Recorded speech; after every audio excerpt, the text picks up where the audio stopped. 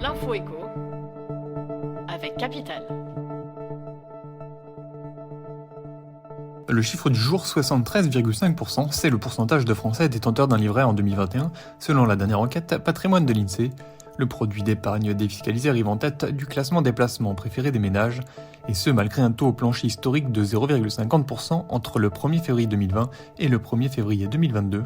Loin derrière, l'assurance vie séduit 2 Français sur 5 avec un taux de détention de 40,5% en 2021 contre 35% en 2010. Contrairement à ces deux premières solutions d'épargne qui se sont démocratisées ces dernières années, le plan d'épargne logement n'est plus détenu que par 24,7% des ménages, contre encore 27,5% en 2018. Même tendance pour le livret d'épargne populaire, avec 16,4% de souscripteurs en 2021. Tous les détails de ce classement sur notre site.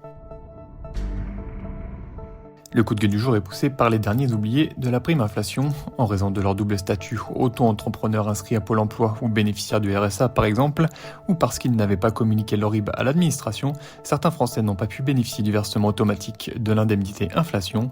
Une plateforme a été lancée fin mars pour permettre à ces oubliés de réclamer en quelques clics seulement cette prime de 100 €. Mais là encore, certains bénéficiaires se retrouvent bloqués car la plateforme ne peut pas gérer leur situation. Seulement quelques dizaines de cas particuliers seraient encore écartés du versement de l'indemnité inflation, d'après le cabinet d'Olivier Dussopt, le ministre des Comptes publics. Plus d'infos sur capital.fr. L'info pratique Capital vous concerne si vous êtes locataire. Avec le rebond d'inflation, l'indice de référence des loyers monte en flèche et pourrait même atteindre des sommets d'ici la fin de l'année. Cela signifie-t-il pour autant que votre loyer va automatiquement augmenter ? Votre bailleur peut effectivement décider de réévaluer votre loyer, mais dans des cas très précis. Les règles sont d'autant plus strictes s'il veut réviser votre loyer en cours de bail. Travaux, loyers sous-estimés ou indexés sur l'inflation.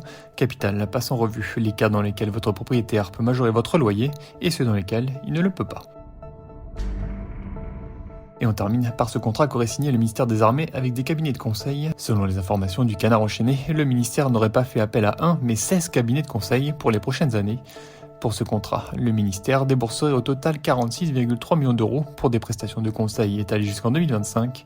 Dans le détail, cela concernerait du conseil en matière de frais de déplacement et de politique de voyage, la définition de la stratégie et du cadrage de projets dans le cadre de la transformation du ministère des Armées, ou encore 2 autres lots facturés 7 millions d'euros pour du conseil dans le domaine de la chaîne logistique et du maintien en conditions opérationnelles. 5 millions d'euros seraient aussi consacrés à du conseil dans le domaine de la santé.